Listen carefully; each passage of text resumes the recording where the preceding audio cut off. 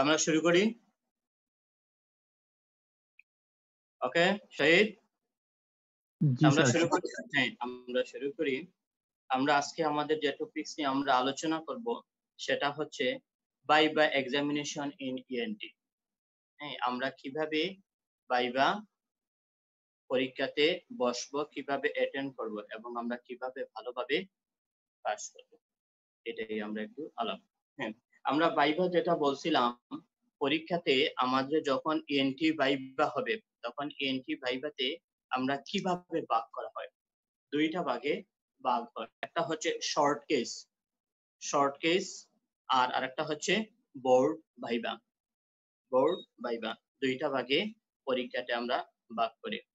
Short case আমরা কিভাবে করব?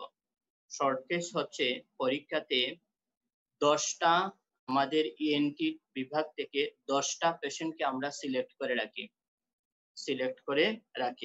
এই 10টা পেশেন্ট যেমন ইয়ার থেকে 2টাকে সিলেক্ট করে রাখা হয়, নোজ থেকে 2টাকে সিলেক্ট করে রাখা হয় এবং থ্রট থেকে 2 পেশেন্ট আমরা সিলেক্ট করি এবং নেক থেকে হতে 4টা পেশেন্ট।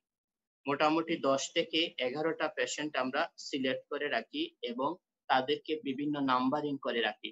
1 থেকে 10 পর্যন্ত নাম্বার দেয়া থাকে। ভাইভা পরীক্ষার প্রথম দিকে তোমাদেরকে প্রতিজন স্টুডেন্টকে কল করা হয়। লটারির মাধ্যমে যে কোনো 2টা পেশেন্ট সিলেক্ট হয়। যেমন আমি লটারি টানলাম, আমার 3 এবং 7 নাম্বার স্লট আসলো, তখন আমি এখান থেকে 3 এবং 7 নাম্বার পেশেন্ট আমরা দিব। আমরা বলে দেই, যেমন যখন নোজের কোনো পেশেন্ট থাকবে বলে দেই examine the nose of the patient, অথবা যদি সেই পেশেন্টটা থ্রোটের হয় আমরা বলে দেই examine the throat of the patient. তাহলে প্রতিজন স্টুডেন্টকে 2টা কেস এক্সামিনেশন করতে হয় আর আমাদের সময় হচ্ছে 5 মিনিটস। এই 5 মিনিট সময়ের মধ্যে আমাদেরকে 2টা পরীক্ষা সম্পন্ন করতে হবে। প্রতিটা কেসের জন্য আমাদের বরাদ্দকৃত সময় হচ্ছে 2.5 মিনিট করে। এই সময়ের মধ্যে আমি যাবতীয় পরীক্ষা নিরীক্ষা করব। যেমন আমরা কি করবি, সবার আগে পারমিশন, ইন্ট্রোডাকশন আর হচ্ছে গ্রিটিংস, এই 3টা করার পর আমি পেশেন্টকে এক্সামিনেশন করব। যখন এই 2টা পেশেন্ট আমার এক্সামিনেশন করা শেষ হয়ে যাব, আমরা একটা শীট দিয়ে দিব, সাদা কাগজের শীট। সেই শীটের মধ্যে, পেপারের মধ্যে লিখে রাখতে হবে case 1 and case 2। My first case, আমার diagnostic criteria, clinical diagnosis, necessary investigations এবং প্রপোজ ট্রিটমেন্ট। আমি কি ট্রিটমেন্ট করতে চাই, এটাই 2টা কেসেরই আমার এগুলো নোট করে লিখতে হবে। আমরা কখন নোট করে লিখব? যখন আমার এই 5 মিনিটের পর এক্সামিনেশন করা শেষ, তখন আমরা স্টুডেন্টকে বলে দেই আপনাদের ওয়েটিং রুমে গিয়ে যাওয়ার জন্য। তখন আপনারা আপনাদের ওয়েটিং রুমে সেখানে গিয়ে আমার প্রথম কেসটা কি ছিল, সেকেন্ড কেসটা কি ছিল, ফার্স্ট কেস, সেকেন্ড কেস, আমি 2টা লিপিবদ্ধ করে রাখবো। এটা কেন লিখে রাখবো? আমার মনে রাখার জন্য যে আমার প্রথম কেসটা কি ছিল, কি নোট করব, diagnostic criteria, clinical diagnosis, necessary investigations and propose treatment. আমি কি ট্রিটমেন্ট দিতে চাই। যেমন একটা পেশেন্ট হচ্ছে ক্রনিক টনসিলাইটিস, আমরা কি লিখবো, তার diagnostic criteria, clinical diagnosis, investigations, treatment, এই সবগুলো আমি লিখে রাখবো, কেস 1 এবং কেস। এটা হচ্ছে আমাদের শর্ট কেস। আর আরেকটা উইং হচ্ছে বোর্ড ভাইভা। যখন সব স্টুডেন্টদের মৌখিক শর্ট কেস এক্সামিনেশন শেষ হয়ে যাবে, তখন থেকে ভাইভা শুরু হয়। ভাইভার জন্য আমরা যখন ভাইভা দিতে আসব, তখন আমাদের এই পেপার শিটটা আমরা সাথে করে নিয়ে আসব। ভাইভার টেবিলে 2জন স্যার থাকবেন, একজন হচ্ছে ইন্টারনাল, আমাদের ডিপার্টমেন্টের একজন স্যার মেইনলি থাকেন, আমাদের বিভাগীয় প্রধান স্যার থাকেন, আমরা হেড অফ দা ডিপার্টমেন্ট অথবা যিনি থাকেন, আর আরেকজন হচ্ছেন এক্সটার্নাল। 2জনই পরীক্ষা নেবেন। 2টা শর্ট কেসের মধ্যে প্রথম যে কোনো একটা নেবেন, একটা কেস নেবেন ইন্টারনাল এবং আরেকটা কেস নেবেন এক্সটার্নাল। আমাদের যে দুইটা কেস দুইজনই নেবেন। তারপর হচ্ছে বোর্ড ভাইভা। বোর্ড ভাইভা মানে আমাদের ইএনটিতে ইয়ার, নোজ, থ্রোট এবং নেক এই 4টা ভাগে ভাগ করা হয়। 4টা ভাগে ভাগ করার জন্য আমাদের কতগুলো স্ট্রিপ আছে যেগুলাতে প্রশ্ন আগে থেকেই নেওয়া আছে, এগুলা পরীক্ষার আগে আমরা প্রোভাইড করব, এগুলা পড়ে আসতে হবে।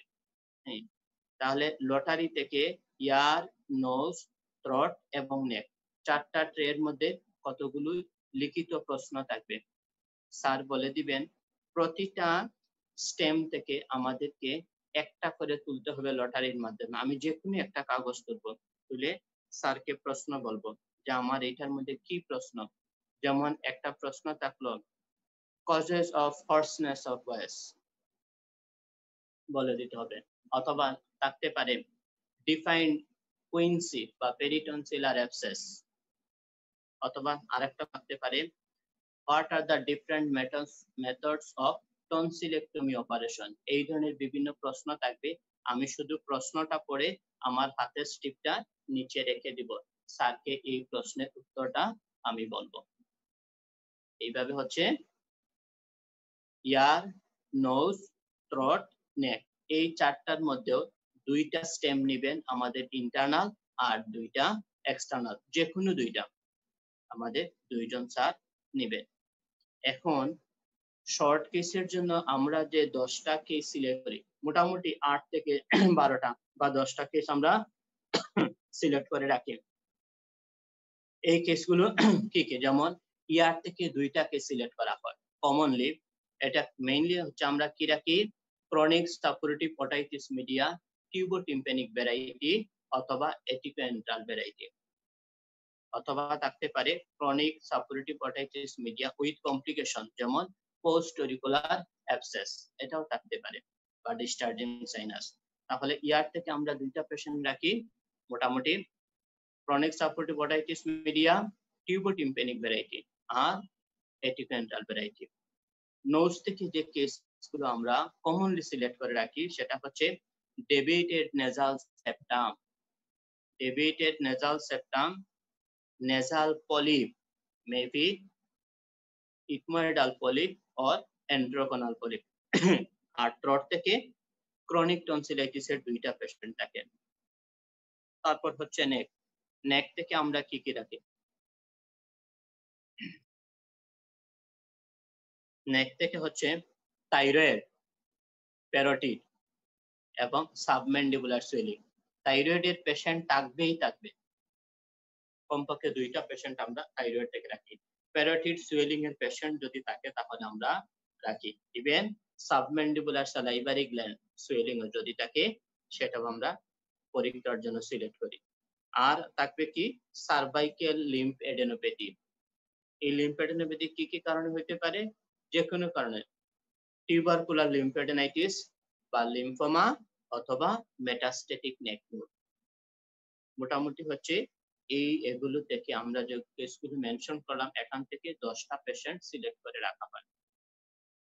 এই 10টা পেশেন্টকে সিলেক্ট করে আমরা নাম্বারিং করে রাখি, যে কোনো 2টা আমাকে লটারির মাধ্যমে কেস নিতে হবে এবং এই লটারির মাধ্যমে যে 2টা পেশেন্ট সিলেক্ট হবে সেটা আমাকে পরীক্ষা করতে হবে 5 মিনিট সময়ের মধ্যে। আর যখন এই পরীক্ষাগুলো করা হবে তখন এক্সটার্নাল বা ইন্টারনাল স্যাররা সামনে থেকে দেখবে যে আমাদের পরীক্ষাটা ঠিক মতো হচ্ছে কিনা। ভাইবার টেবিলে তখন স্যার এই সম্পর্কে বিভিন্ন ধরনের প্রশ্ন করবেন। মোটামুটি বোঝা গেছে? হ্যালো, জি স্যার বুঝা গেছে। আচ্ছা, তাইলে আমরা এইভাবে কেসগুলো মোটামুটি সিলেক্ট করব এবং আমরা কি কি ভাইবার জন্য শর্ট কেস আমাদের যে পরীক্ষাতে আমরা ভালো করার জন্য কি কি অবশ্যই পড়তে হবে, যেমন ইয়ারের একটা case chronic suppurative otitis media, এটা টিউবোটিম্পানিক হইতে পারে অথবা এন্ট্রাল হইতে পারে। ক্রনিক টনসিলাইটিস অবশ্যই সবাইকে ভালোভাবে পড়ে আসতে হবে। আর নোজ থেকে deviated nasal septum, nasal polyp যদি পেশেন্ট থাকে বা রাইনোস্পেরোডোসিস তাহলে সিলেক্ট করা হয়। আর থাইরয়েডের পেশেন্ট অবশ্যই থাকবে। হ্যাঁ, থাইরয়েড এবং মেটাস্টেটিক নেক নোড, টিউবারকুলার, এগুলো কমনলি থাকবে। এই হচ্ছে আমাদের কি আমরা পরীক্ষা করব, কি পেশেন্ট গুলো আমাদের শর্ট কেস গুলা পরীক্ষার আগে প্র্যাকটিস করতে হবে আমরা যেন ভালোভাবে করি। আর এই শর্ট কেস পরীক্ষা করার আগে আমরা কিভাবে খেয়াল রাখতে হবে? অবশ্যই permission, greetings, position, permission, greetings, আর হচ্ছে ইন্ট্রোডিউস ইয়োরসেলফ। সুন্দরভাবে স্যার এই প্রতিটা জিনিস স্যার খেয়াল করে যে আমি এই পেশেন্টটাকে যখন এক্সামিনেশন করব আমি তার পারমিশন নিছি কিনা, এবং তার সাথে কি শুভেচ্ছা বিনিময়, আর আমার পরিচিতি। যেমন পরিচিতি আমি কি বলবো? আমি মিস্টার অমুক, পঞ্চম বর্ষের একজন ফাইনাল প্রফেশনাল পরীক্ষার্থী।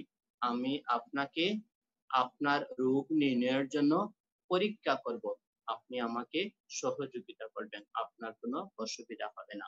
সুন্দরভাবে বলতে হবে। তারপরে সামনে সুন্দরভাবে বসতে হবে, এবং আমরা কিভাবে বসবো? Not face to face, right side, কারণ আমরা সরাসরি বসবো না। এই জিনিসগুলো স্যাররা বারবার খেয়াল করে যে সেগুলো ভুল করতেছে কিনা। তাহলে আমরা বারবার প্র্যাকটিস করার মাধ্যমে এটা শিওর হবো যেন আমরা ভুল না করি। ওকে, এখন পরবর্তী হচ্ছে ভাইভা বোর্ডে আমাদের কতগুলো এটিকেট স্যাররা খেয়াল করে আমরা কোন জিনিসগুলো মেনটেন করা উচিত। যেমন ছেলেদের বেলায় এই কুচকুচ দাড়ি টাড়ি এসব হবে না, ক্লিন শেপ, ক্লিন শেপ, পরিষ্কার অ্যাপ্রন সুন্দরভাবে থাকবে।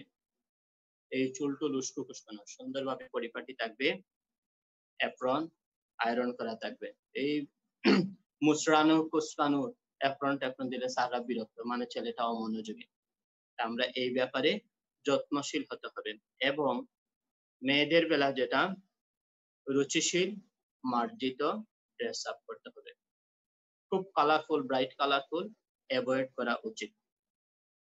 আর আরেকটা যেটা বলতে হবে, যেহেতু ভাইভা পরীক্ষা আসার সময় রিটেনের যে প্রশ্নগুলো থাকবে, আমরা মেইন পরীক্ষায় পারি কি না পারি, ভাইভা পরীক্ষা দিতে আসার আগে রিটেনের প্রশ্ন অবশ্যই আমাকে সলভ করে আসতে হবে।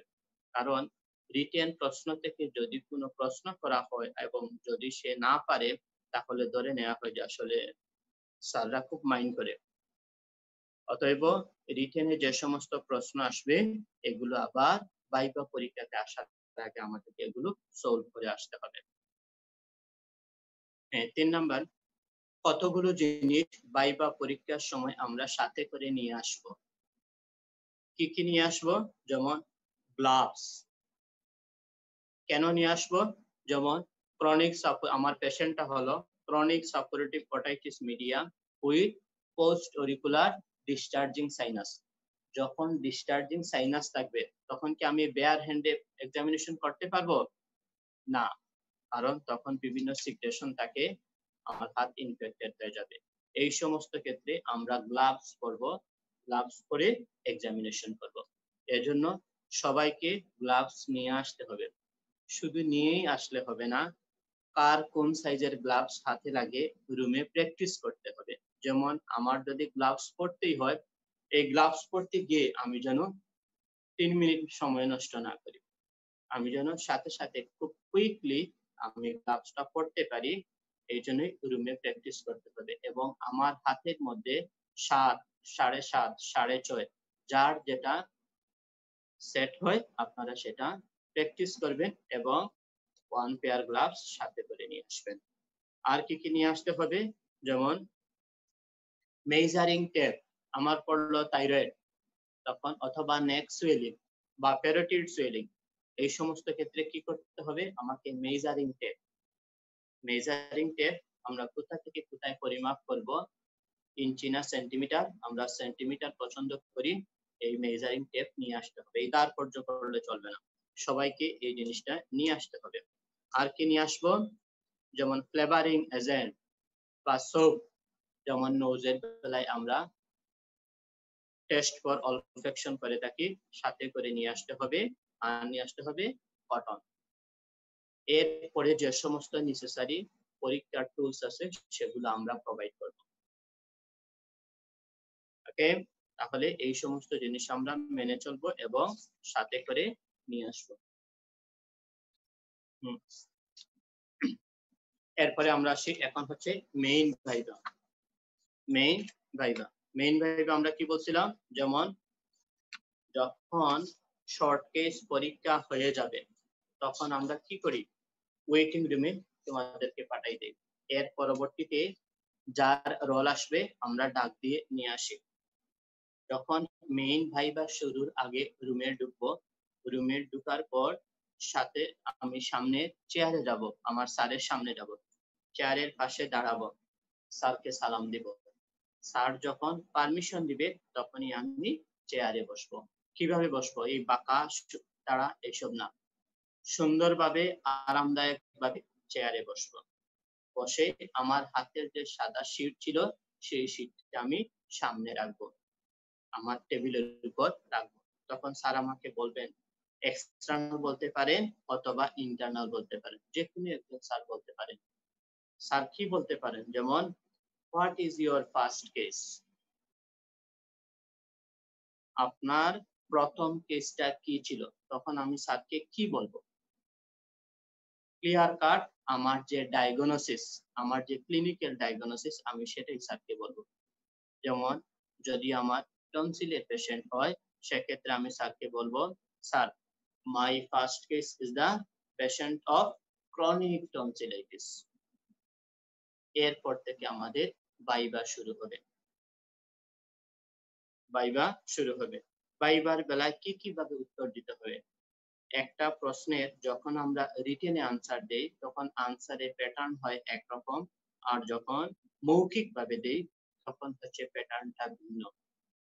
মৌখিকে যখন আমরা পরীক্ষা দিব সেই বেলায় আমাদের কি প্রযোজ্য, তখন আমরা সবচেয়ে ইম্পর্টেন্ট জিনিসটা সবার আগে মেনশন করতে হবে এবং অল্প কথায় বলতে হবে, প্রিসাইজলি অ্যাকুরেট কথাটাই আগে বলতে হবে। যেমন স্যার বলল, your patient first case is a patient of chronic tonsillitis। এরপরে স্যার কি প্রশ্ন করতে পারে, আমরা নমুনা স্বরূপ ভাবে যদি বলি, যেমন স্যার পরবর্তী প্রশ্ন বলতে পারেন, যেমন what are the diagnostic criteria of chronic tonsillitis, what are the diagnostic criteria of a patient of chronic tonsillitis। তখন আমি যে চারটা নোট করে লিখছি আমি সেগুলো বলবো, যেমন tonsils are enlarged, anterior pillars are congested, inspissated pus comes out by giving pressure over anterior pillar, আর কি jugular digastric lymph nodes enlarged non tender। আমি এই উত্তরটা বলে দিব। আচ্ছা, এর পরবর্তীতে স্যার কি বলতে পারেন, আচ্ছা ঠিক আছে, what are the position of jugular digastric lymph node, তখন আমরা কি বলবো, 1.5 centimeter below and behind the angle of mandible। আর কি হতে পারে, আর প্রশ্ন করতে পারে স্যার, আচ্ছা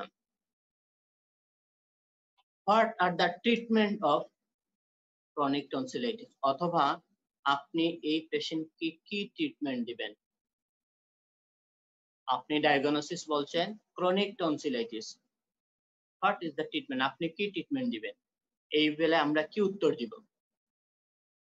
যেহেতু ক্রনিক টনসিলাইটিস এর পেশেন্ট আমাদের ওয়ার্ডে ভর্তি, এর জন্যই আমরা মেডিকেল ট্রিটমেন্ট এখানে মেনশন করব না।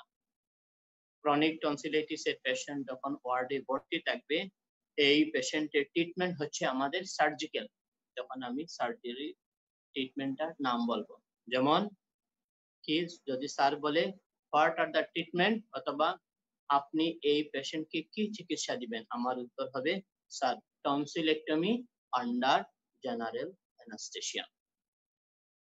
এরপরে স্যার টনসিলেক্টমি অপারেশন থেকে অনেক কিছু বলতে পারে, যেমন tell me the position of tonsillectomy patient, tonsillectomy যখন অপারেশন করা হয় তখন এই পেশেন্টের পজিশনটা কি, তখন আমরা স্যারকে এইভাবে বলবো, যেমন sir supine position giving a sandbag under the shoulder so that neck is extended. neck is extended. এরপরে স্যার প্রশ্ন করতে পারে, আচ্ছা where are the position of surgeon? পেশেন্টের সাপেক্ষে সার্জন কোন দিকে থাকে? তখন আমরা বলবো স্যার হেড এন্ড, মাথার দিকে থাকে। অ্যাসিস্ট্যান্ট কোথায় থাকে? Right side or left side, side of the surgeon. আরো স্যার এইভাবে বিভিন্ন ধরনের প্রশ্ন করতে পারেন, যেমন টনসিলেক্টমি অপারেশন কি ধরনের লাইট দিয়ে করা হয় স্যার? তখন আমরা উত্তর দিব হেডলাইট, কারণ ইএনটিতে অনেক অপারেশন আমরা হেডলাইট দিয়ে করে থাকি। আর কি দিয়ে কমনলি করা হয়? টপ লাইট, কিন্তু আমরা ইএনটিতে অনেকগুলো কেস হেডলাইট দিয়ে করে থাকি। তাহলে টনসিল অপারেশন কি দিয়ে করি? হেডলাইট দিয়ে আমরা করি। গুড। এরপরে স্যার প্রশ্ন করতে পারেন এইভাবে, মোটামুটি 4 থেকে 5 মিনিট দুইটা কেসে স্যার ভাইবা নিয়ে থাকে। বলতে পারেন tell me the different methods of tonsillectomy operation.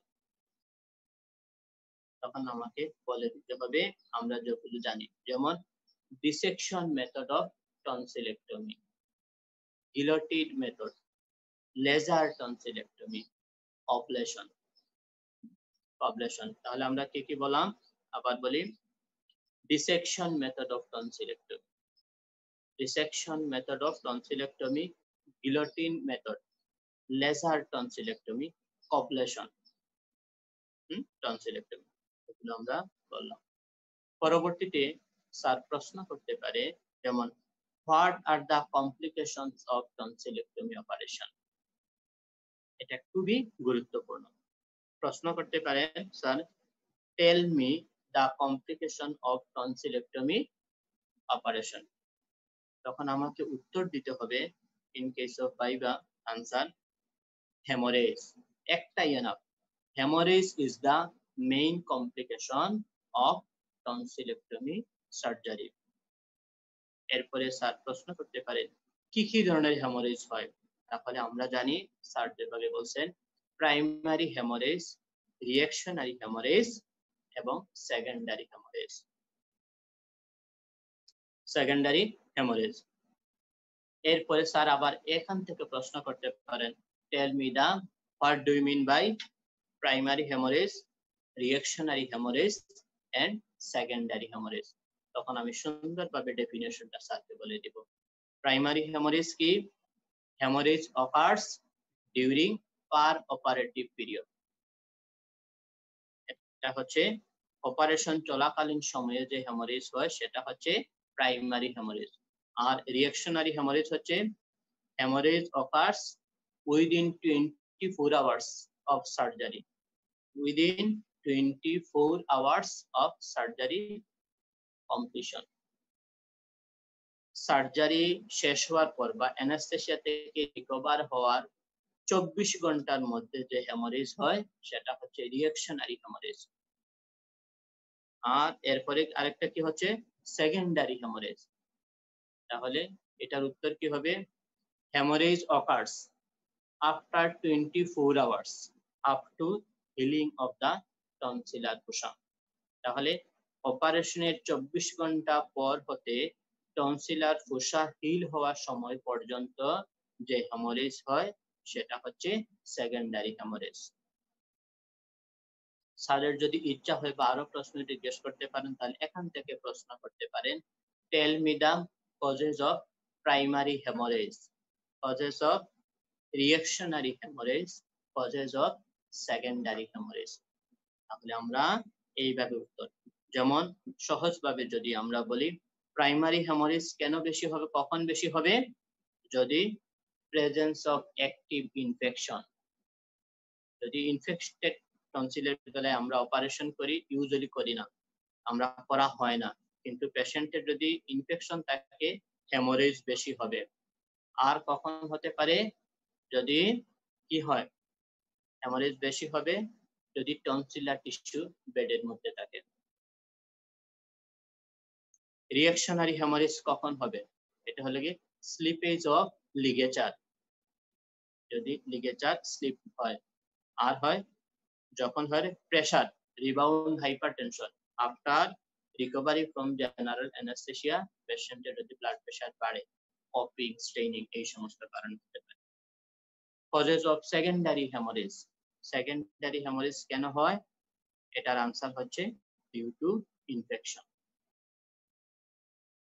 যারা খুব ভালোভাবে পারবে স্যার এরপরে আরো বলতে পারে how do you manage a patient of secondary haemorrhage, অথবা স্যার এইভাবে প্রশ্ন করতে পারে আপনি ওয়ার্ডে কর্তব্যরত অবস্থায় আছেন, একটা পেশেন্ট নিয়ে আসছে, ওয়ার্ডে ভর্তি হয়েছে, কি পারোরাল হেমারেজ, তার হিস্ট্রি 7 দিন আগে টনসিলেক্টমি অপারেশন হয়েছে, এখন পারোরাল ব্লিডিং হচ্ছে, আপনি কিভাবে ম্যানেজ করবেন? এটা রিটেনেও আসে এবং স্যারদের খুব পছন্দ। তাহলে আমরা কিভাবে করব এটা?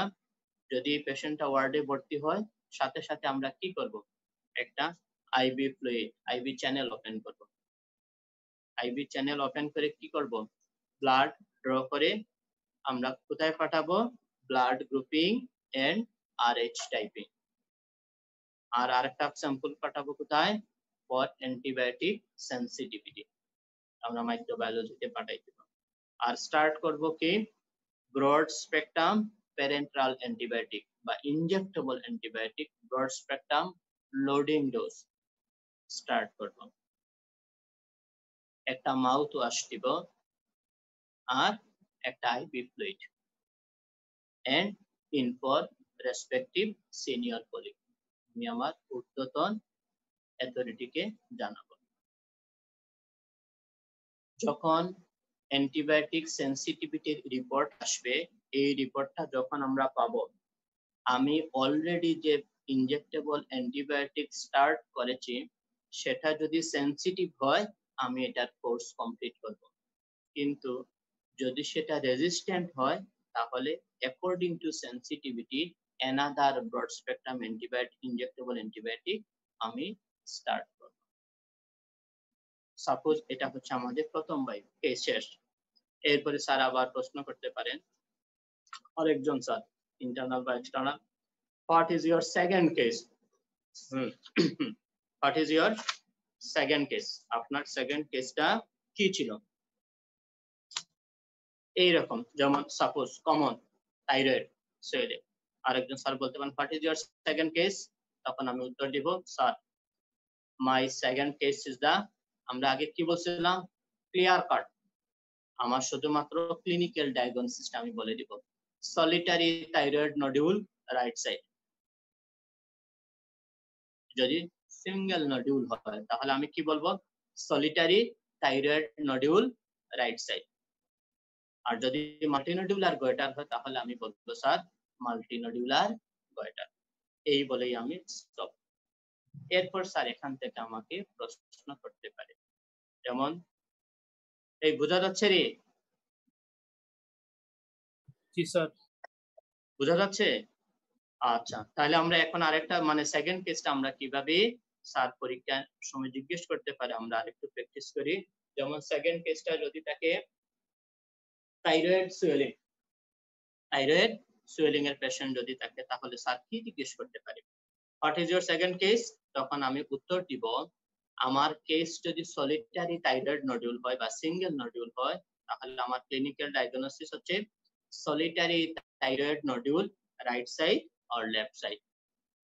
আরেকটা কি হইতে পারে স্যার মাল্টিনোডিউলার গয়টার। আমি ক্লিনিক্যাল যখন পালপেশন করে যেটা পাবো সেটাই লিপিবদ্ধ করে রাখবো। এখন স্যার আমাকে এখান থেকে প্রশ্ন করতে পারে, যেমন অনেক প্রশ্ন করতে পারে। সবার আগে স্যার কমনলি প্রশ্ন করে যেহেতু কি করতে পারে, এই যে নেক সুয়েলিং, আপনি কেন এটাকে থাইরয়েড বলছেন? Why the swelling is thyroid? তখন আমাকে ডেফিনেটলি উত্তর দিতে হবে the swelling moves up during debilitation.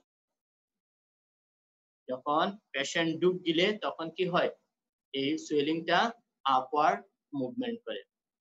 পরবর্তীতে স্যার প্রশ্ন করতে পারেন, আচ্ছা ঠিক আছে, থাইরয়েড সুয়েলিং মুভস আপ হয় ডিউরিং ডিগ্লুটেশন, কিন্তু কেন কেন thyroid swelling during deglutition upward movement হয়? তখন আমাকে বলতে হবে হ্যাঁ sir, due to, clear cut এখানে উত্তর, due to ligament of Berry বা ভেরিস লিগামেন্ট। কেন ভেরিস লিগামেন্ট কি? এরপরে স্যার আবার প্রশ্ন করতে পারে, নাও করতে পারে, না স্যার এদিকটা ভেরিস লিগামেন্ট বলতে আপনি কি বোঝেন? তখন বলতে হবে কি, আমরা pretracheal layer of investing layer of deep cervical fascia condensation হয় posteromedial border of the thyroid lobe. এটা ট্রাকিয়ার সাথে কি থাকে, অ্যাডহারেন্ট থাকে, এটা কি বলা হয়, ভেরিস লিগামেন্ট। এর পরবর্তীতে স্যার প্রশ্ন করতে পারেন, আচ্ছা আপনারা এটা বলছেন থাইরয়েড নডিউল, ধরলাম একটা থাইরয়েড নডিউল, আপনি কি কি ইনভেস্টিগেশন করতে চান? এটা ইনভেরিয়েবলি জিজ্ঞাসা করবে স্যারকে। আপনার পেশেন্ট হতে পারে সলিটারি থাইরয়েড নডিউল অথবা মাল্টিনডিউলার প্যাটার্ন, আপনি কি কি ইনভেস্টিগেশন করতে চান? তখন আমরা কি বলবো? আমরা উত্তর দিতে হবে স্পেসিফিক ফর ডায়াগনস্টিক, আমরা তিনটা বলবো, বা এসেনশিয়াল ইনভেস্টিগেশন। যখন কোনো পেশেন্টের থাইরয়েড সুয়েলিং থাকবে, আমরা এসেনশিয়াল তিনটা ইনভেস্টিগেশন করব। Number 1, fine needle aspiration cytology from the swelling, FNAC বা fine needle aspiration cytology from the swelling, number 1। Number 2, কি করব আমরা, ultrasonogram of the thyroid gland, ultrasonogram of the thyroid gland. Number 3, আমরা কি দেখব, serum TSH level and FT4 level,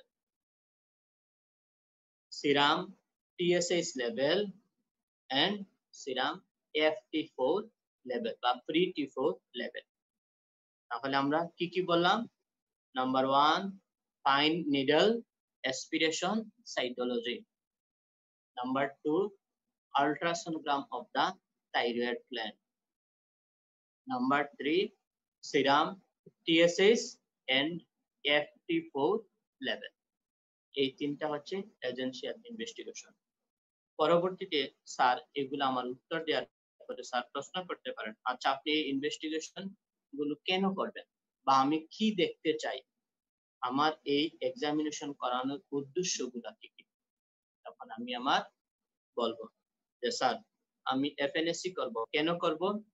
FNAC হচ্ছে fine needle aspiration cytology, তার ডায়াগনোসিসটা confirm করার জন্য। যেমন আমরা কি FNAC এর মাধ্যমে আমরা কি বুঝতে পারি, either the swelling is benign or malignant, আমাকে বলে দিতে পারবে। সাইটোলজি এক্সামিনেশনের কি বুঝবো আমরা, the swelling is benign or malignant, 1। Number 2, যেমন বিনাইন অর ম্যালিগন্যান্ট আমরা বুঝে ফেলবো। যেমন বিনাইন বলে কি বলতে পারে, স্যার এটা হতে পারে নডিউলার গয়টার বা কলয়েড নডিউল বলে দিতে পারে, অথবা থাইরয়েড সিস্ট। আর ম্যালিগন্যান্ট যদি হয় তাহলে কি বলতে পারে, sir papillary carcinoma of thyroid, medullary carcinoma of thyroid, anaplastic carcinoma of thyroid. তাহলে এই সিঙ্গেল একটা পরীক্ষার মাধ্যমে, FNAC পরীক্ষার মাধ্যমে আমি শিওর হব either the swelling is benign or malignant, আমি এটা শিওর হয়ে যাব। আমার দ্বিতীয় পরীক্ষাটা হচ্ছে কি, ultrasonogram of the thyroid gland, ultrasonogram of the thyroid gland. Ultrasonogram কেন করব? আল্ট্রাসোনোগ্রাম করে আমরা বুঝবো the swelling is single or multiple, আমার পালপেশনে একটা মাত্র আসছে কিন্তু আর কোনো নডিউল আছে কিনা প্রিসাইজলি আল্ট্রাসোনোগ্রাম বলতে পারবে। তাহলে আল্ট্রাসোনোগ্রামের মাধ্যমে আমরা বুঝবো the swelling is single or multiple। 2 নম্বর কি বুঝবো? location of the nodule।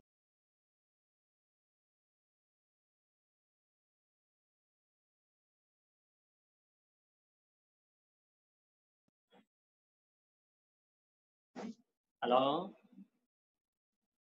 Sir শোনা যায়? শোনা যাচ্ছে? Yes sir. ওকে ওকে, আমি বলি 2 নম্বর আমরা বলবো অ্যানাটমিক আল্ট্রাসোনোগ্রামের মাধ্যমে বলতে পারি, আমরা বুঝতে পারি location of the nodule, either right lobe or left lobe or isthmus of the thyroid gland, either right lobe or left lobe or isthmus of the thyroid gland। এই যে নডিউল সেটা রাইট লোবে আছে না লেফট লোবে আছে না isthmus, তাহলে ultrasonogram আমাকে আরো ক্লিয়ারলি বলে দিতে পারবে, আমাকে গাইড করবে। আর আরেকটা কি বুঝতে পারবো, the swelling is either solid or cystic or complex। যে সোয়েলিংটা থাইরয়েড সোয়েলিং সেটা কি solid or cystic or complex, মানে partly solid and partly cystic. তাহলে এই তিনটা ইনফরমেশন আমাকে প্রোভাইড করবে আল্ট্রাসোনোগ্রাম, যার মাধ্যমে আমার প্ল্যানিং অফ সার্জারি হেল্প করবে। আর 3 নম্বর কি বলছিলাম, serum TSH level and FT4 level. এটা দিয়ে আমরা কি দেখতে চাই? Functional status of the thyroid gland. Functional status of the thyroid gland, কারণ থাইরয়েড আমরা জানি থাইরয়েড গ্ল্যান্ড খুব ইম্পর্টেন্ট আমাদের বডি মেইনটেইন করার জন্য, বডি ফাংশন মেইনটেইন করার জন্য। তাহলে যদি আমরা সার্জারি করতে চাই আমাদের কি লাগবে? অবশ্যই এই পেশেন্ট ইউথাইরয়েড কন্ডিশনে থাকতে হবে, নরমাল ভ্যালুর মধ্যে থাকতে হবে থাইরয়েড হরমোন। যদি বেশি থাকে তাহলে আমরা কি বলি? হাইপারথাইরয়েডিজম বা থাইরোটক্সিকোসিস, আর যখন কমে যায় হাইপোথাইরয়েডিজম। তাহলে এই পেশেন্টকে যদি আমরা সার্জারি করতে চাই যেভাবেই হোক আমাদেরকে ইউথাইরয়েড কন্ডিশনে নিয়ে আসতে হবে।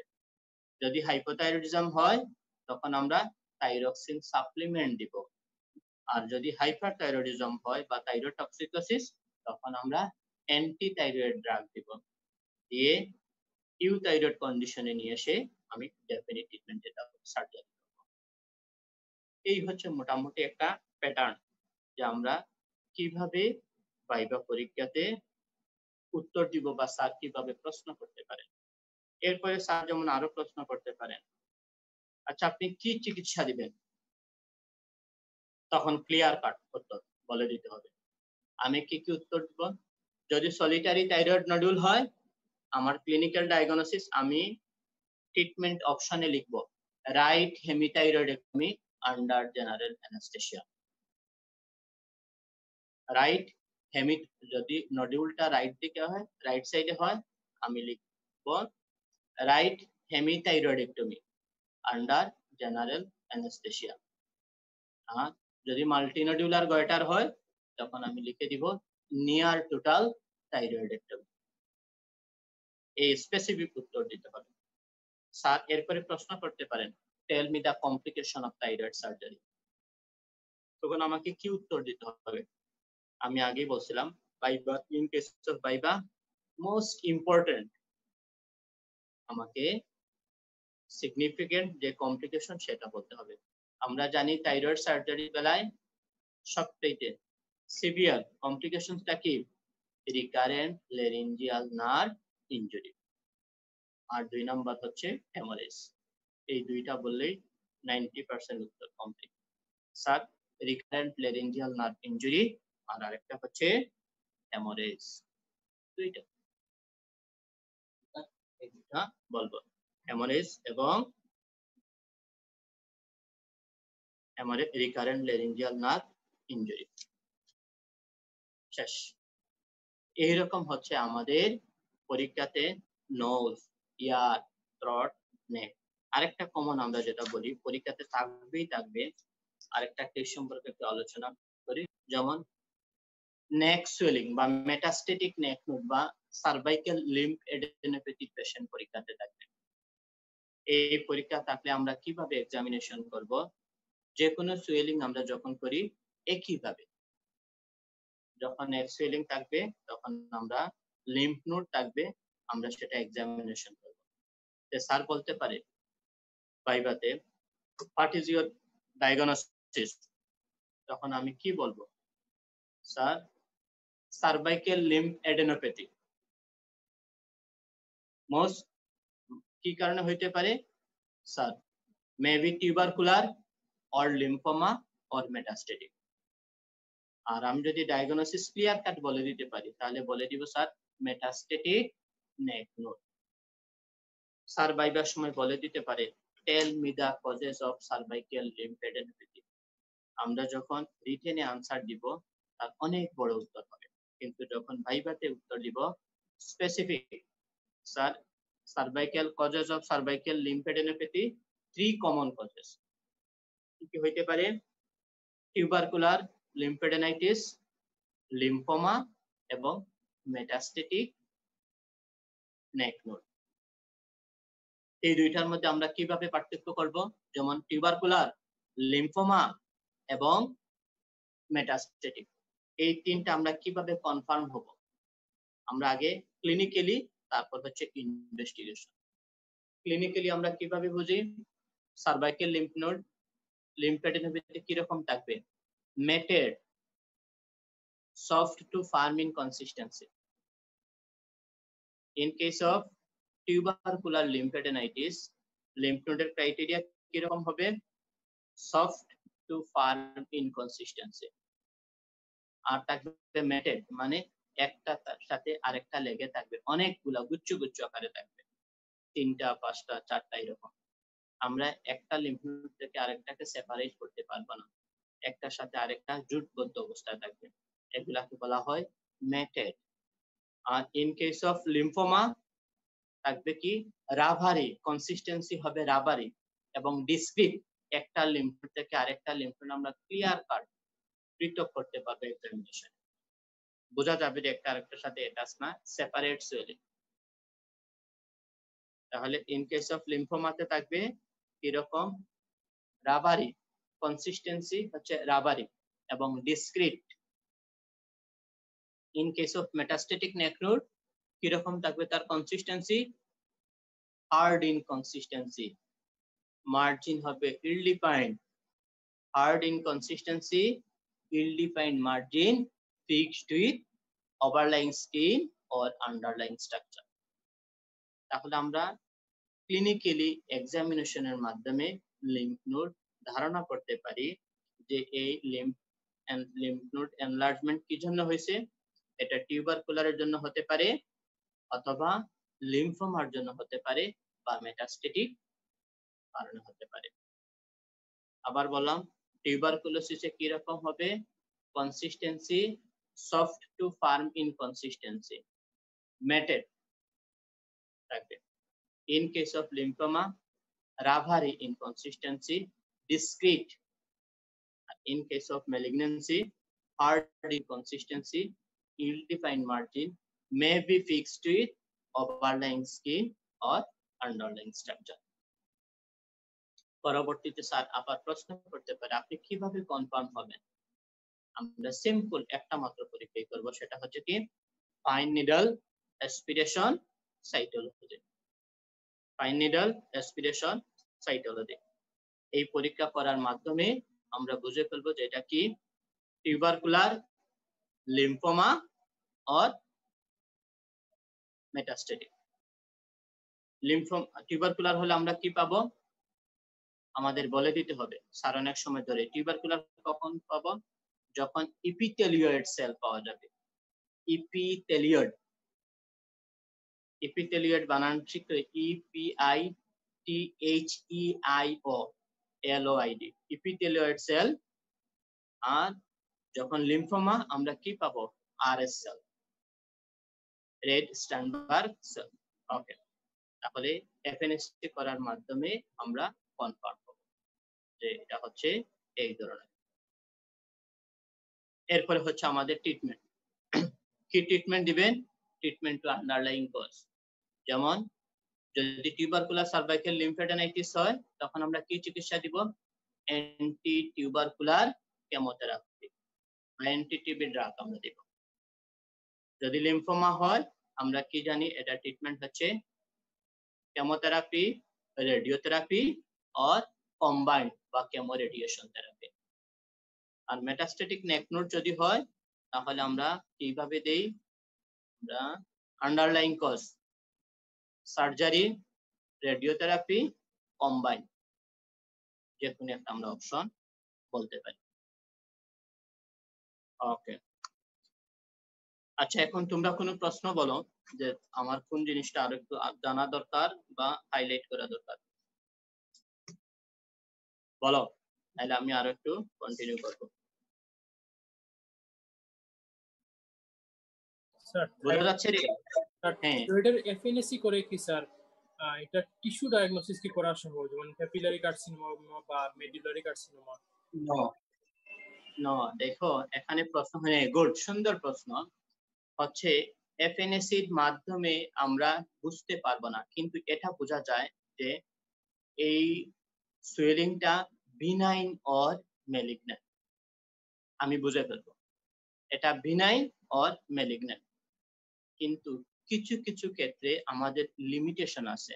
যেমন ইন কেস অফ থাইরয়েড এফএনএসির মাধ্যমে আমরা 100% শিওর হতে পারি কি কি? Papillary carcinoma, medullary carcinoma, anaplastic carcinoma. কিন্তু আমরা বুঝতে পারবো না ফলিকুলার কার্সিনোমা এবং ফলিকুলার এডেনোমা। এই দুইটা আমরা বুঝতে পারবো না। এই দুইটা যদি বুঝতে হয় তখন আমাদের বায়োপসি লাগবে। ঠিক তেমনি ভাবে আমরা যখন লিম্ফোমার বেলায় লিম্ফোমা দিয়ে বোঝা যাবে যে এটা লিম্ফ নোডের ম্যালিগন্যান্সি, কিন্তু লিম্ফোমা আমাকে ডেফিনিট স্টেজিং করতে গেলে আমাদের বায়োপসি লাগবে। যে সমস্ত বেলায় মেইন পার্থক্য হচ্ছে আমরা এফএনএসির মাধ্যমে কি স্টাডি করি? একটা মাত্র সেল, যেমন এটা নরমাল সেল না ম্যালিগন্যান্ট সেল আমরা জানি। ক্রাইটেরিয়াটা মনে আছে? যেমন আমরা কি কি দেখি? এফএনএসি পরীক্ষার মাধ্যমে একটা সেল পরীক্ষা করা হয়, শুধুমাত্র একটা সেলকে স্টাডি করা হয়। এই সেলটা স্টাডি করে আমরা বুঝতে পারি এটা বিনাইন অর ম্যালিগন্যান্ট। যেমন একটা নরমাল সেলে কি থাকবে? নিউক্লিয়াস, সাইটোপ্লাজম, হ্যাঁ নিউক্লিয়াস সাইটোপ্লাজম রেশিও, নিউক্লিওলাস এবং মার্জিন, এই চারটা জিনিস কমনলি দেখা হয়। তাহলে নরমাল সেলে কি থাকবে? সাইটোপ্লাজম বেশি থাকবে, নিউক্লিয়াসটা তার পরিমাণ মতো থাকবে, মার্জিন নরমাল থাকবে। কিন্তু ইন কেস অফ ম্যালিগন্যান্ট এখানে কি থাকবে? Large nucleus, prominent nucleoli, scanty cytoplasm, alteration of nucleus cytoplasm ratio, আর মার্জিনটা র্যাক। যখন এফএনএসি করা হয় মেজরিটি ক্ষেত্রে আমরা বিনাইন অর ম্যালিগন্যান্ট, আর কিছু কিছু ক্ষেত্রে যখন আমাদের কন্ট্রোভার্সি আসবে তখন এফএনএসি পরীক্ষার এডিটিভ হিসাবে আমাদেরকে বায়োপসি করতে হবে। এর কমন এক্সাম্পল হচ্ছে follicular adenoma and follicular carcinoma of thyroid, আর আরেকটা হচ্ছে লিম্ফোমা স্টেজ। বোঝা গেছে? এই সমস্ত ক্ষেত্রে আমরা বায়োপসি ম্যান্ডেটরি। কি বায়োপসি? এফএনএস, যেমন বায়োপসি যখন কোনো লিম্ফ নোড আমাকে মনে হবে যে এটা লিম্ফোমা, এফএনএসি গাইড করলে যেটা হচ্ছে লিম্ফোমা, তখন আমি এটা কনফার্ম করার জন্য আমি কি করব? লিম্ফ নোড বায়োপসি করব। থাইরয়েড একটা সুয়েলিং, আমার এফএনএসি তে আসলো ফলিকুলার এডেনোমা, তখন আমরা এটা কি করব? এটারে হেমিথাইরয়েড করে বায়োপসি করব। বায়োপসি করে ক্লিয়ার হবো যে এটা ফলিকুলার এডেনোমা না ফলিকুলার কার্সিনোমা ছিল, এটা পোস্ট অপারেটিভ। যদি ফলিকুলার কার্সিনোমা হয় তার আমার পরবর্তীতে আরো ম্যানেজমেন্ট আছে, আর ফলিকুলার এডেনোমা যদি হয় তাহলে এই ট্রিটমেন্ট কমপ্লিট। বোঝা গেছে? না থাকলে আবার আরেকটু বলো, আমি আবার ক্লিয়ারিফাই করব। স্যার থাইরয়েডের বেলা কি প্রি অপারেটিভ বায়োপসি করা যায় না? না, আমরা করি না, কারণ করার কোনো প্রয়োজন নাই। যেমন কখন কেন বায়োপসি করব? থাইরয়েডের বেলায় প্রি বায়োপসি শুধুমাত্র একটা মাত্র কন্ডিশনেই আমরা করি, সেটা হচ্ছে anaplastic carcinoma of thyroid. Anaplastic carcinoma of থাইরয়েডে বায়োপসি করি তখনই আমরা এই পেশেন্ট কি হয়, অ্যানাপ্লাস্টিক ডিটেইলস তোমরা আরো হায়ার স্টাডিতে বোঝা যাবে। Anaplastic carcinoma of thyroid aggressive, very rapid aggressive হয়, অ্যাগ্রেসিভ ইন নেচার। যেমন ম্যাক্সিমাম লঞ্জিভিটি হচ্ছে 6 মাস থেকে 1 বছর, মেজরিটি পেশেন্ট 6 মাসের মধ্যে মারা যায়। তাহলে এই সমস্ত পেশেন্টের ট্রাকিয়াকে আমরা এয়ারওয়েকে সেভ করার জন্য ট্রাকিস্টমি করি। যখন ট্রাকিস্টমি অপারেশন করি, স্মাস্টেক্টমি আমরা একসাথে করি, তখন আমরা এটা বায়োপসি করে কনফার্ম করি, পরে ডেফিনিটিভ ট্রিটমেন্ট রেডিওথেরাপি দেই, কিন্তু এগুলো রেজাল্ট খুব ভালো না। আর কেন আমরা থাইরয়েডের বেলায় বায়োপসি করি না, কারণ কি? এর কারণ হচ্ছে আমরা জানি হিউজ ভাস্কুলারিটি আর blood supply in thyroid gland. এখান থেকে বায়োপসি নিলেই কি হবে? হেমাটোমা হবে, আর হেমাটোমা হয়ে গেলেই চান্স অফ ইনফেকশন। এই জন্যই এখানে ডিসকারেজ করা হয়, মানে অলমোস্ট নাই। একমাত্র অ্যানাপ্লাস্টিক কার্সিনোমা অফ থাইরয়েডে আমাদের এই বায়োপসি একটা অপশন আছে, আর কোনো থাইরয়েডের বেলায় বায়োপসির কোনো প্রি অপারেটিভ বায়োপসির কোনো অপশন নাই। হ্যাঁ, অন্য কোনো প্রশ্ন বলো, আর কিছু? আর থাইরয়েড স্টর্মের ম্যানেজমেন্ট একটু বল। হ্যাঁ, থাইরয়েড স্টর্ম এখন ম্যানেজমেন্টের আগে আমাদেরকে বুঝতে হবে থাইরয়েড স্টর্ম কি, থাইরয়েড স্টর্মটা কেন হয়, তাই না? থাইরয়েড স্টর্ম হচ্ছে এই জন্যই, আমাদের একটা প্রশ্ন আছে, এটা রিটেনও আসে অনেক সময়, স্যাররা যারা খুব ভালো পারে তখন স্যার বলে দেয় preparation of a patient for surgery. Preparation of a patient for surgery. যখন কোনো পেশেন্টকে আমরা ডেফিনিট ট্রিটমেন্টে সার্জারি করব, তাকে আমি কিভাবে, অবশ্যই এটা হলো গিয়ে রুটিন সার্জারির বেলায় প্রযোজ্য। একটা পেশেন্টকে আমরা সার্জারির জন্য কিভাবে প্রিপেয়ার করব, in case of thyroid surgery আমি পেশেন্টটাকে কিভাবে প্রিপেয়ার করব? পেশেন্ট যদি হাইপার থাইরয়েডিজম থাকে তাহলে আমরা কি করব? ইউথাইরয়েড কন্ডিশনে নিয়ে আসবো বাই গিভিং অ্যান্টি-থাইরয়েড ড্রাগ। আর যখন কোনো পেশেন্ট হাইপোথাইরয়েডিজম স্টেটে থাকবে, আমরা তখন থাইরক্সিন সাপ্লিমেন্ট দিব, দিয়ে ইউথাইরয়েড কন্ডিশনে নিয়ে আসবো। এখন প্রশ্ন হচ্ছে থাইরয়েড স্টর্ম কেন হবে? থাইরয়েড স্টর্ম হবে তখনই যখন inadequate preparation of a patient for surgery of a hyperthyroidism patient। যখন হাইপারথাইরয়েডিজমের কোনো পেশেন্টকে inadequate প্রিপেয়ার, ভালোভাবে আপনি রেডি করেন নাই কিন্তু অপারেশনের টেবিলে নিয়ে নিছেন, তখন এই পেশেন্টের থাইরয়েড স্টর্ম ডেভেলপ করতে পারে। থাইরয়েড স্টর্মটা কি? এই থাইরয়েড স্টর্ম কেন হচ্ছে? এই পেশেন্টকে যদি আমরা ইনএডুকেট বা ঠিকমতো প্রিপেয়ার করা না হয়, বা আপনি ওভারলুক করলেন, বা কেউ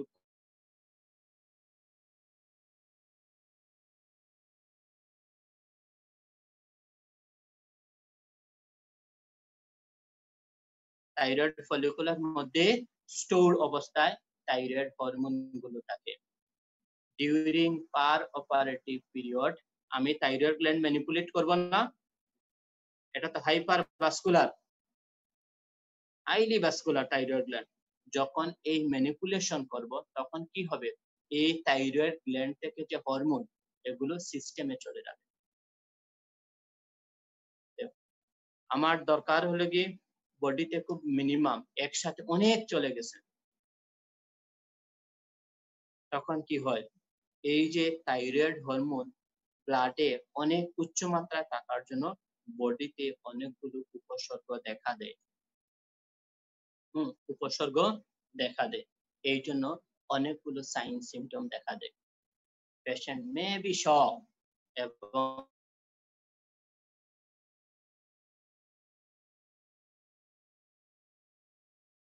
হ্যাঁ স্যার, এখন শোনা যাচ্ছে। হ্যাঁ, মাঝখানে ডিস্টার্ব করছিল রে, শোনা যাচ্ছে এখন? জি স্যার, শক পর্যন্ত শুনি sir, patient may be in shock. আচ্ছা হ্যাঁ, এখন আমি বলি, আচ্ছা সহজে বলি, আমরা 3 থেকে 5 মিনিটে ক্লাস শেষ করে দিব। হ্যাঁ, যখন থাইরয়েড স্টর্ম, তাহলে এই পেশেন্টের কি হবে? যখন সিস্টেমে অতিমাত্রায় থাইরয়েড হরমোন চলে যাবে, তখন পেশেন্টের কতগুলো সাইন সিমটম দেখা দিবে। তাহলে কি হবে? নাম্বার 1, সুয়েটিং, পেশেন্টের অনেক সুয়েটিং হয়। পাইরিক্সিয়া, এটা প্যারাপারেটিভ পোস্ট অপারেটিভ পিরিয়ডে হতে পারে। পাইরিক্সিয়া, সুয়েটিং, তারপরে ফ্লুইড ইমব্যালেন্স, সাইকিক প্রবলেম দেখা দিতে পারে। এই বেলায় আমরা ম্যানেজমেন্টে কি কি যাব? নাম্বার 1 ম্যানেজমেন্ট যেটা হবে, অ্যান্টি থাইরয়েড ড্রাগ ইনজেক্টেবল দিতে হয়। ইনজেক্টেবল অ্যান্টি থাইরয়েড ড্রাগ আমাদের দেশে অ্যাভেইলেবিলিটি খুবই কম, প্রায় পাওয়াই যায় না। অ্যান্টি থাইরয়েড ড্রাগ ইনজেক্টেবল দিতে হয়। আর পাইরিক্সিয়া ম্যানেজমেন্টের জন্য আমরা কি করব? Cold sponging, cold sponging, antipyretic drug একটা চ্যানেল মেনটেন করব, আর ব্রড স্পেকট্রাম অ্যান্টিবায়োটিক দিব। তাহলে পাইরিক্সিয়ার জন্য আমরা যে থাইরয়েড স্টর্মের ম্যানেজমেন্টের জন্য কি দিব? Injectable anti thyroid drug, injectable anti thyroid drug, antipyretic drug, commonly paracetamol, আমরা সাপোজিটরি দিতে পারি অথবা অরালি দিতে পারি। আর ফ্লুইড মেনটেন করার জন্য আমরা একটা আইভি চ্যানেল ওপেন করব, আর ভাইটাল স্ট্যাটাস গুলো আমরা মেনটেন করব, ইনটেক আউটপুট চার্ট মেনটেন করব। বুঝা গেছে? জি স্যার, হ্যালো? Thank you. জি স্যার, বুঝতে পারছি। আর কোনো প্রশ্ন থাকলে বলো। আর কোনো প্রশ্ন? নাহলে আমরা এখন তো প্রেয়ারের সময় আমরা শেষ করে দিব। কোনো প্রশ্ন থাকলে বলো। এই তোমরা পড়াশোনা করতেছো নি? হ্যালো, এই আমার কথা শোনা যায়? জি স্যার, আপনার কথা পড়াশোনা শোনা কেমন যায়। চলতেছে এই বন্ধের মধ্যে? মোটামুটি স্যার। পড়ো, পরীক্ষা মানে কলেজ স্কুল তো পরীক্ষা।